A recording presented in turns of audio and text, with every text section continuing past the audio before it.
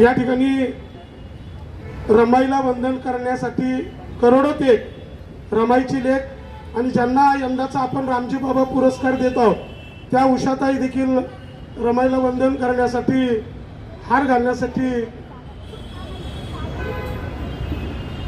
माता रमाबाई भीमराव आंबेडकरांचा रामजी बाबा स्मृती पुरस्कार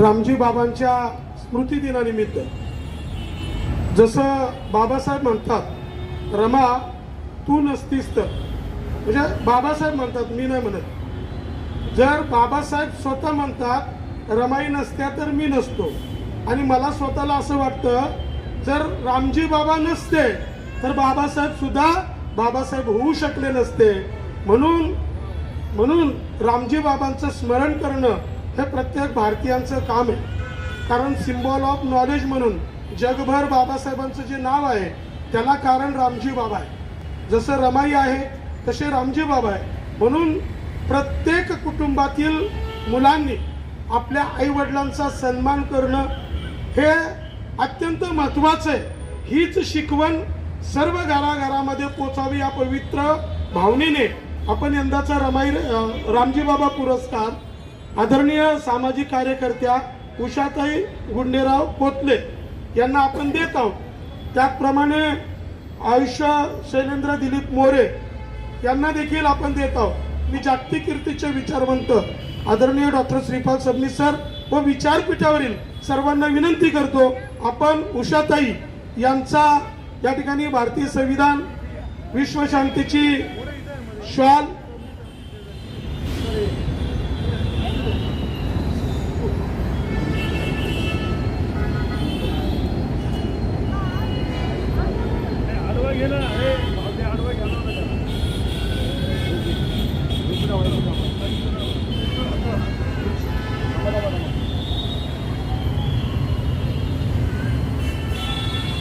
आज ज्यांना आपण रामजी बाबा आंबेडकर पुरस्काराने सन्मानित केले आहे या उषाताई गुंडेराव कोतले आणि शैलेंद्र दिलीप मोरे उपस्थित मान्यवर नमो बुद्धाय जय जय म्हणता म्हणता गेली 13 वर्ष झाली 13-14 वर्ष झाली आज हा रमाई महोत्सव प्रदान सोहळा रमाई महोत्सव इथं संपन्न होतोय मित्रांनो एकच गोष्ट आमची असते इथं जाती धर्मांच्या पलीकडच्या सगळ्या गोष्टी असतात मग तो ब्राह्मण आहे मराठा आहे किंवा ख्रिश्चन आहे मुसलमान आहे ते आम्हाला त्याची फरक पडत नाही आमचं एकच ब्रीद असतं की जो इथं येईल तो रमाईंच्या चरणी लीन होईल तो आमचा जो नाही होणार तो आमचा नाही हे अत्यंत सोपी गोष्ट आहे माझं स्वतःचं म्हणाल तर सबनीस सर नेहमी म्हणतात सदाशिव पेठेमधला पण प्रत्येक गोष्टीला इतिहास असतो आज आडकर फाउंडेशन तर्फे मी धम्मक्रांती व्याख्यानमाला 25 वर्षापूर्वी सदाशिव पेठेत सुरू केली आचार्य रतनलाल सोनाग्रे यांच्या व्याख्यानाने दरवर्षी आम्ही धम्मक्रांती पुरस्कार धम्मक्रांती कवी संमेलन आयोजित करतो मी स्वतः DCM सोसायटी शेवाळे सरांच्या कॉलेजमध्ये शिकलेला विद्यार्थी आहे तिथल्या पहिल्या बॅचचा BCom मी डॉक्टर मला हे सांगताना अतिशय गर्व वाटतोय अभिमान वाटतोय की doctor Babasaheb Ambedkar college of कॉमर्सचा पहिला BCom पास विद्यार्थी मी आहे तर म्हटलं प्रत्येक गोष्टीला एक इतिहास असतो आज महोत्सव इथं साजरा होत आहे विठ्ठल दादांचे आमचे अत्यंत जुने संबंध आहेत मी आणि विठ्ठल दादा हे समीकरण झालेलं आहे आणि त्यांना आमचे जागतिक कीर्तीचे विचारवंत सबनीस दादा लताताई आज लताताई आपल्याला माहिती आहे की कुठलीही आज इथला कार्यक्रम सबनीस सरांशिवाय पूर्ण होत नाही त्यामुळे जसं तहयात अध्यक्ष आहेत तसं तह हयात या रमाई महोत्सवाचे उद्घाटक म्हणा किंवा एखाद्या पुरस्काराचे अध्यक्ष म्हणा श्रीपाद सबनीस सर असल्याशिवाय महोत्सव साजरा होत नाही हे महत्वाचं आज आपण या दोन मान्यवरांना सन्मानित केलेलं आहे की ज्यांनी आपली हयात आज विश्वरत्न भारतरत्न डॉक्टर बाबासाहेब आंबेडकर महामाता रमाबाई यांची शिकवण समाजापर्यंत पोहोचवण्याचं काम ज्यांनी केलं आयुष्यभर केलं आणि करतायत आज दोघा मान्यवरांना आपण इथं सन्मानित केलेलं आहे रयतेचे राजे छत्रपती शिवाजी महाराज परमपूज्य डॉक्टर बाबासाहेब आंबेडकर ज्यांचं आपण 7 तारखेला जयंती महोत्सवानिमित्ताने हा कार्यक्रम आयोजित केलेला आहे, ते आपल्या सर्वांच्या आदरणीय माता रमाई या सर्व महापुरुषांना वंदन करून मी आज या ठिकाणी पुरस्कार प्राप्त असा म्हणून या ठिकाणी मी व्यक्त होतोय। परंतु या व्यासपीठावर आणि समोर इतक्या उंचीची लोक आहेत की हा पुरस्कार स्वीकारताना मला 2 दिवस दडपण आलं होतं, विठ्ठलरावांनी माझी निवड कशाला केली। कारण का सरांचं कार्य, प्रमोद आडकर सरांचं कार्य, मुळक सर, आपल्या काकू लतादा राजगुरू, हे सर्व मंडळी इतक्या उंचीची आणि समाजात काम करणारी लोक, समाजाने दखल घेतलेली लोक, आणि त्यांच्या हस्ते मला सन्मान करून विठ्ठलराव आता मला आणखी जबाबदारी देऊन जबाबदारीने वाकवून टाकतात का काय असे माझ्या मनामध्ये सतत येत होतं।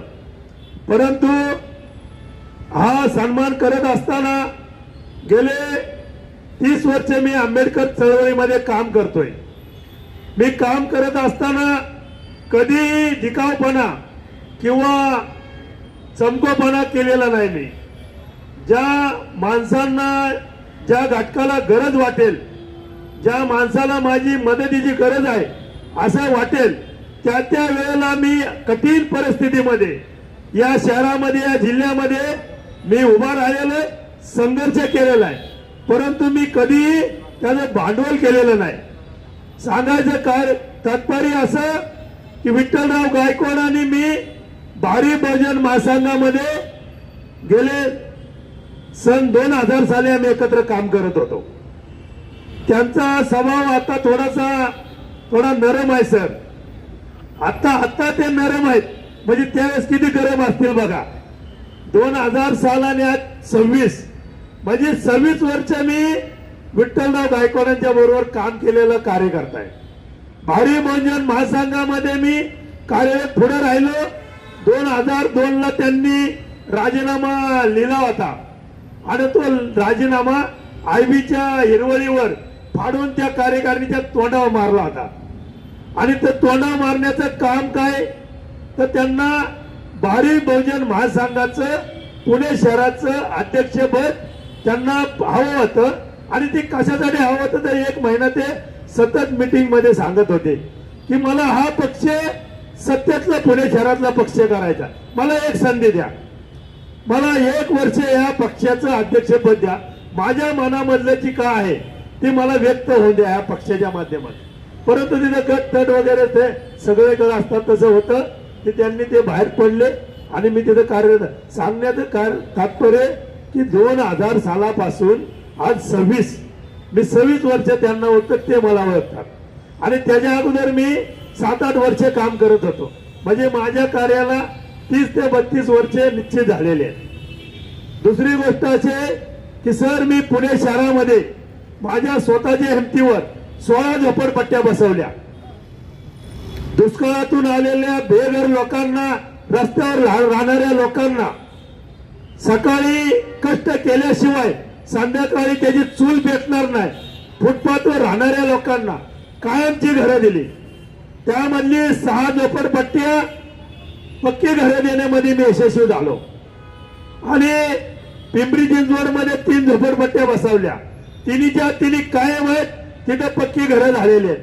म्हणजे अशा पद्धतीचं मी काम केलंय। ही झोपडपट्टी बसवताना काय ते त्रास होत होता हा काकूंना माहितीये। ते महानगरपालिकेतून कारभार करत होते आणि आम्ही रस्त्यावरची चळवळ करत होतो। जय भीम। महाकारुणिक तथागत गौतम बुद्ध, बाबासाहेब आंबेडकर, क्रांती सूर्य ज्योतिबा फुले, सावित्रीबाई फुले, महामाता रमाई, महामाता भीमाई यांना पहिलं मी वंदन करते।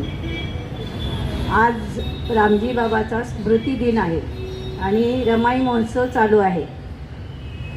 आणि रमाई समितीने आज मला रामजी बाबा पुरस्कार देऊन मला मी स्वतःला खूप भाग्यवान समजते आणि हा क्षण मी कधी आयुष्यात विसरू शकत नाही. मला भाषण करायची सवय नाही, कोण करत नाही भाषण. आणि विशेष म्हणजे हा रामजी बाबा पुरस्कार मला सबनी सरांच्या हस्ते मिळाल्याबद्दल मी स्वतःला खूप भाग्यवान समजते आणि त्यांचे मनपूर्वक आभार मानते आणि त्यांना अभिनंदनही करते. पण हा पुरस्कार माझा नसून माझ्या आईवडिलांना मी अर्पण करते. कारण माझ्या आईवडिलांनी आंबेडकरांना प्रत्यक्ष बघितलं होतं. 1954 साली देवरड धम्मभूमीमध्ये आंबेडकर मूर्ती स्थापनेच्या वेळेस आले होते, त्यावेळेस बघितलं होतं माझ्याकडे. आणि त्यांनी ते आदर्श, ते विचारा देऊन आम्हाला घडवलं. आणि आज आम्ही त्याच विचाराने, त्या आदर्शाने आम्ही सुखी आणि समाधानी आहोत. जय भीम, जय भारत, जय संविधान.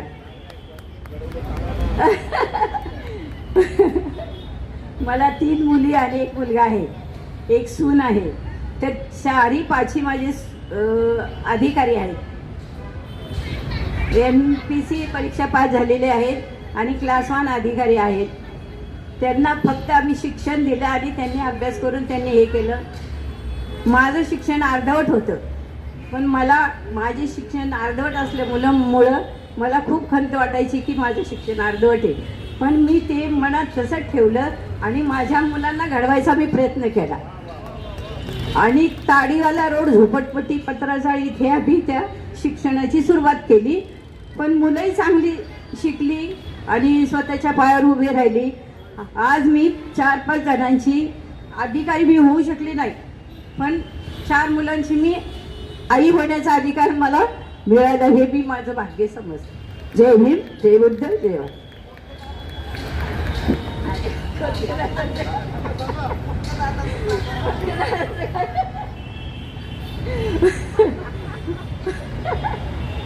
कोटले, GS कोटले हे माझे पती आहेत आणि मी त्यांचेही आभार मानते. त्यांनी मला खूप साथ दिली, संसारात खूप साथ दिली. आम्ही एकमेकांचा विश्वास आहे आमच्या एकमेकांवर, तेव्हा ही गाडी इथपर्यंत येऊन पोहोचली. आणि समितीचे सगळ्या मान्यवरांचे मी खूप आभार मानते. जय भीम. माता रमाईच्या हा विचारांचा, कर्तृत्वाचा जागर या ठिकाणी माता रमाईच्या पायथ्याशी दरवर्षी नियमितपणानं विठ्ठल गायकवाड आणि प्रमोद आडकर हे संयोजित करत आहेत. मुख्य म्हणजे या संबंध कार्यक्रमामध्ये सर्व जाती धर्माचे लोक सामील होत आहेत.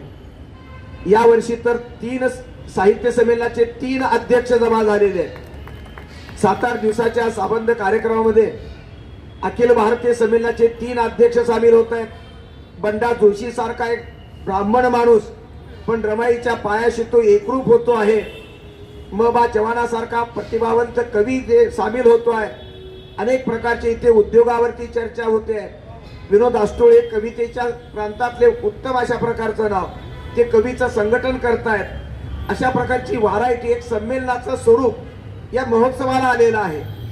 जे 2-3 दिवसाच्या संमेलनामध्ये घडतं ते या संमेलनामध्ये घडू लागलेलं आहे. आणि म्हणून रमाईचा महोत्सव हा एका जातीपुरता, एका धर्मापुरता आता मर्यादित नाही. कारण रमाईचं कर्तृत्व, रमाईचं चारित्र्य हे भारतीय चारित्र्याशी मिळतं जुळतं आहे. रमाईचं व्यक्तित्व हे समर्पित आहे. बाबासाहेबांना समर्पित असणाऱ्या रमाबाई या भारतीय संस्कृतीला सुद्धा समर्पित आहेत. कारण त्या विठ्ठल भक्तीमध्ये रमलेल्या होत्या. आणि म्हणून बाबासाहेब तर देव न मानणारे होते, देव मानणाऱ्या रमाई आणि देव न मानणारे बाबासाहेब असा दोघांचा संसार या ठिकाणी झालेला आहे.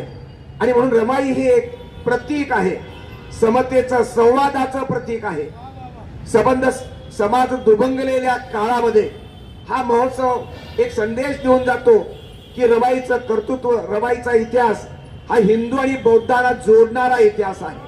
माणूस जोडणारा इतिहास रमाईनं निर्माण केला. रमाई ही अत्यंत आदर्श अशा प्रकारची बाबासाहेबांची पत्नी होती. त्यागातून तिनं आपलं स्त्री कर्तव्य बजावलं. 4 मुलं राष्ट्रासाठी समर्पित केली. मुलांच्या मृत्यूनंतर रमाई किती रडली आणि बाबासाहेब किती रडले याचा आपल्याला अंदाज करता येत नाही. पण रमाईच्या दुःखामध्ये अनेक महाकाव्य निर्माण होऊ शकतात. इथं दुःख या संबंध माऊलीनं पचवलेलं आहे. रस्त्यावरच्या शेण्या उचलून गौऱ्या उचलून संसार करणारी रमाई, औषध पाण्यासाठी पैसे नसताना संबंध जीवाचं रान करणारी रमाई, 8 लोकांचा संबंध भीमरावांचा संसार करणारी रमाई, अशा प्रकारच्या रमाईच्या कर्तृत्वाच्या अनेक कथा आणि अनेक वास्तवता आपल्या हृदयाला घर पाडून जातात. आणि म्हणून रमाई ही एक सुंदर अशा प्रकारचं समर्पणातलं फूल आहे. समर्पणाचं उदाहरण म्हणजे रमाई आहे, त्यागाचं उदाहरण म्हणजे रमाई आहे, सात्विकतेचं उदाहरण म्हणजे रमाई आहे, स्त्रीत्वाचा आदर्श म्हणजे रमाई आहे. आणि म्हणूनच रमाईच्या इतिहासामध्ये त्यागाला, समर्पणाला आणि संबंध प्रेमाला अत्यंत निर्णायक महत्व आहे. पतीची सेवा तिनं केली. बॅरिस्टर सारखा एवढा मोठा माणूस परदेशातल्या पाठवल्यानंतर 13 रुपयाची मनी ऑर्डर सुद्धा शेण्या उचलून निर्माण केलेल्या उत्पन्नातून रमाई मातेनं 13 रुपयाची मनी ऑर्डर बाबासाहेबांना केलेली आम्हाला वाचायला मिळतं. बाबासाहेब त्यांना मिळणाऱ्या जे काही अनुदान होतं, जे काही निधी होता, त्यातून ते पैसे पाठवत होते. पण त्यामध्ये 8 लोकांचा संसार करणं ही अत्यंत कठीण अशा प्रकारची अवस्था होती. आणि म्हणून त्या रमाईचं जागरण, रमाईच्या भव्य अशा प्रकारच्या पुतळ्याच्या शेजारी दरवर्षी नियमितपणे करणं हे महत्वाची बाब वाटते. रामजी बाबाच्या शिवाय बाबासाहेबांचा विचार करता येणार नाही. बाप हा बापच असतो. आणि म्हणून रामजी बाबाचं बाप पण हे आपल्याला बाबासाहेबांच्या संबंध संस्कारातून दिसतं. बाबासाहेब एवढे विद्वान का झाले? रामजी बाबांनी पहाटे उठून 3 वाजता 4 वाजता बाबासाहेबांना उठून अभ्यासाला बसवलं. ही नाव ही जी आहे ती रामजी बाबाची आहे. रामजी बाबा शिक्षक होते. रामजी बाबा मिलिटरीमध्ये होते. त्यांनी संस्कार केले शिक्षणाचं शिका संघटित व्हा. बाबासाहेब नंतर म्हणाले, बाबासाहेबांच्या लहानपणी शिकवण्याचा संबंध, हक्क शिकण्याचा संबंध आग्रह रामजी बाबांनी केलाय. रामजी बाबांनी त्यांना संत साहित्यातला संबंध, काव्य शिकवलं, कबीर शिकवला, रामानंद शिकवला. संत साहित्याच्या उक्ती म्हणूनच बाबासाहेबांच्या वाङ्मयामध्ये ज्ञानेश्वराचा गौरव झाला. ज्ञानेश्वराची ओवी बहिष्कृत भारताच्या अंकामध्ये छापणारे बाबासाहेब, तुकारामाचे अभंग संबंध बहिष्कृत भारताच्या अंकामध्ये छापणारे बाबासाहेब. हे बाबासाहेब आणि हिंदू संस्कृतीचा संवाद आहे. 1935 पर्यंतचे बाबासाहेब हिंदू होते आणि हिंदू धर्माला जाग आली नाही. हिंदू धर्म सुधारला नाही. अस्पृश्यता त्यांनी सोडली नाही, नष्ट केली नाही. पण बाबासाहेबांनी एवढ्याला नोटीस दिली हिंदू धर्माला. आणि बाबासाहेब 20 वर्षापर्यंत नंतर आपले अभ्यास करत राहिले आणि त्यानंतर बौद्ध धर्म स्वीकारला. बौद्ध हा भारतीय मातीतला धर्म आहे. आणि म्हणून या मातीतला धर्म, या संस्कृतीमधला धर्म, भारतीय संस्कृती ही आस्तिक आणि नास्तिक या दोघांची आहे.